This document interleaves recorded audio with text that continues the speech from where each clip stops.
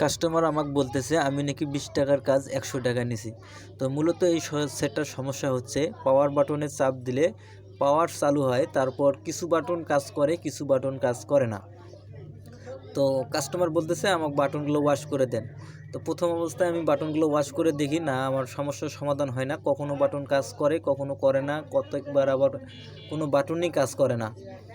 তো পরবর্তীতে আমি কাস্টমারকে বলি যে এটা আইসির সমস্যা। তারপর আমি ফোনের যে স্টিল যে প্যানেলটা আছে এটা তুলে ফেলি। তো সুন্দর করে হিট দিয়ে তুলে ফেলে আমি এই আইসিটা রিওট করে দিই। আইসিটা একটু লাড়া দিয়ে দিই। আইসি দেওয়ার পর সমস্যাটা কিন্তু সমাধান হয়ে যায়। তো মূলত এই সেটটার সমস্যা ছিল অর্ডার ড্যামেজ, মানে পানিতে পড়ছিল। কাস্টমার আমাকে সেটা বলে নেই। আমি কাস্টমারকে বলার পর বলতেছে যে হ্যাঁ 10 দিন আগে পানিতে পড়ছিল।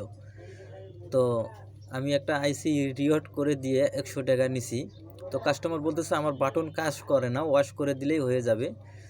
তো এই কারণে নাকি আমি 20 টাকার কাজ 100 টাকা নিছি। তো আপনারা যদি কোনো টেকনিশিয়ান বা এই ভিডিওটা দেখে থাকেন তাহলে অবশ্যই বলবেন যে আপনারা আর আইসি রিওট করে দিয়ে কত টাকা নেন, কমেন্টে বলে যাবেন।